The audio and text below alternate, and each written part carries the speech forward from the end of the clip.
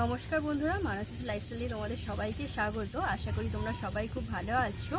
আজকে নিয়ে এলাম আরও একটি নতুন পদ। তোমরা রুই পোস্ত, রুই সর্ষে, রুই মাছের ঝোল, কালিয়া অনেক খেয়েছো, কিন্তু আজ আমি তোমাদেরকে দেখাবো এই যে তিল বাটায় রুই মাছ। এটা প্রায় অনেক দিনের পুরনো, ঠাকুমা দিদাদের থেকে আমি জেনে এসেছি। চলো কীভাবে বানাই তোমরা কিন্তু প্রথম থেকে একদম শেষ পর্যন্ত দেখতে থাকো। আর ভিডিও যদি ভালো লাগে অবশ্যই লাইক করবে এবং চ্যানেলটিকে সাবস্ক্রাইব করবে। প্রথমেই দেখো আমি এখানে একটা 500 গ্রাম সাইজের রুই মাছ নিয়ে নিয়েছি। চলো প্রথমেই কিন্তু আমি মাছে ভালো করে লবণ ও হলুদ মাখিয়ে নেব।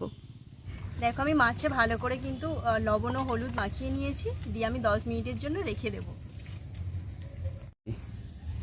এরপরে দেখো আমি এখানে প্রায় 25 গ্রামের মতো তিল নিয়ে নিয়েছি, আর মশলার জন্য নিয়েছি একটা আদার টুকরো, আর কিছুটা জিরে আছে, আর কিছুটা ধনে আছে।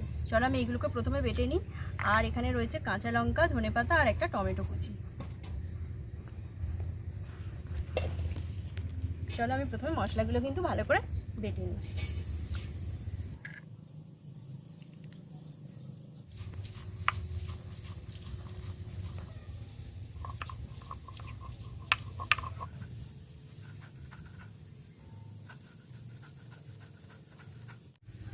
দেখো আমার এখানে মশলাগুলো বাটা হয়ে গেছে। চলো এবার মাছগুলো ভেজে নিই। চলো দেখো এখানে কিন্তু আমি উনুন ধরিয়ে নিয়েছি আর কড়াই বসিয়ে দিয়েছি। কড়াই গরম হয়ে গেছে, আমি পরিমাণ মতো এখানে রিফাইন অয়েল দিয়ে দিলাম। এবার তেল গরম হয়ে গেলে কিছুটা নাড়াচাড়া করে নেব। দেখো তেলটা গরম হয়ে গেছে, এবার আমি মাছগুলো ভালো করে ভেজে নেব।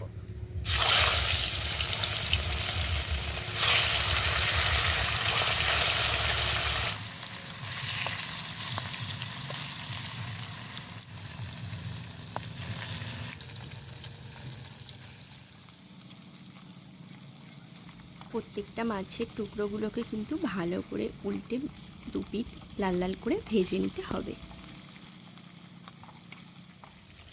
দেখো মাছগুলো কিন্তু ভাজা হয়ে গেছে, এবার আমি তেল থেকে একটু লাস্টে তুলে নেব।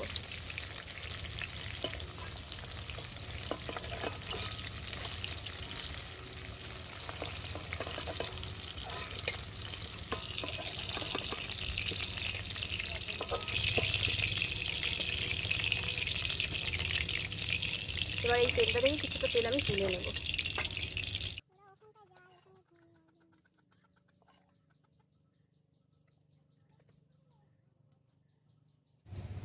সামান্য কালো জিরে দিয়ে দেবো।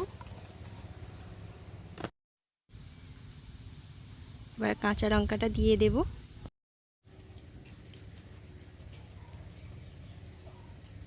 টমেটো,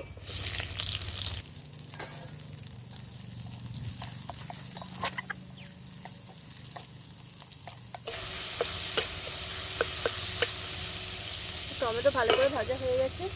এবার যে আগে থেকে আদা জিরে ধনের পেস্টটা করেছিলাম সেটা দিয়ে দিলাম।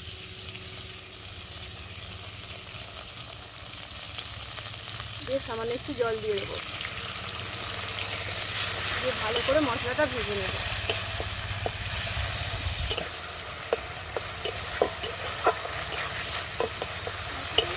দেখো মশলা কষানো হয়ে গেছে, মশলাটা থেকে কিন্তু তেল ছেড়ে দিয়েছে। দিয়ে দেবো সামান্য একটু হলুদের গুঁড়ো,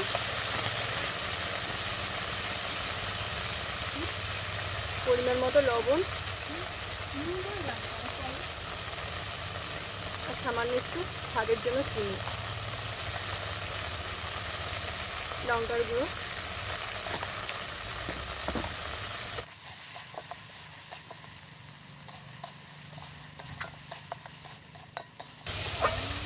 দিয়ে ভালো করে সব মশলা কিন্তু আবার কষিয়ে নেব।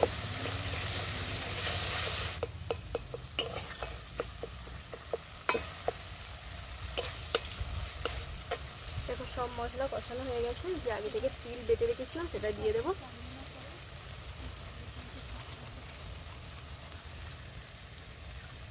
তার সঙ্গে পরিমাণ মতো জল দিয়ে দেবো।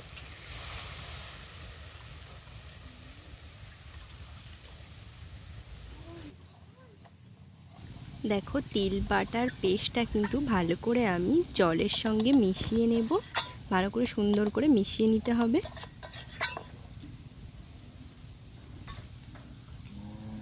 এবং দেখো এখন কিন্তু হালকা দেখো ঝোল ফুটে এসেছে। এবার আগে থেকে ভেজে রাখা মাছগুলো আমি ঝোলের মধ্যে দিয়ে দেবো।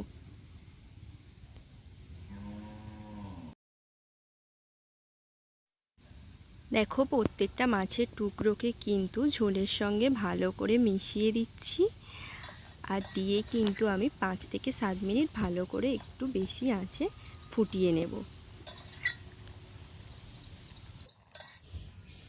দেখো 5 থেকে 7 মিনিট ফোটানোর পর মাছের ঝোলটা কিন্তু অনেকটা কমে এসেছে। এবার দেখো কালারটাও কত সুন্দর এসেছে। দেখো এখন কিন্তু হয়ে গেছে। আমি ওপর থেকে সামান্য একটু গরম মশলার গুঁড়ো দিয়ে দেবো।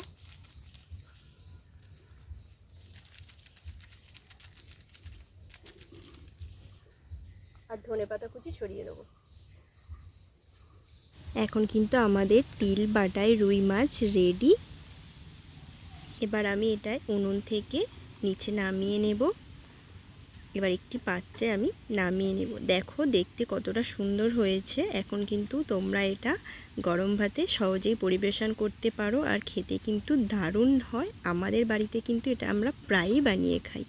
চলো আজকের ভিডিও কেমন লাগলো তোমরা অবশ্যই কমেন্টে জানাবে, আর যদি ভিডিও ভালো লাগে অবশ্যই লাইক করবে, শেয়ার করবে এবং সাবস্ক্রাইব করে পাশে থাকবে। বাই, দেখা হবে আরও অন্য ভিডিওতে।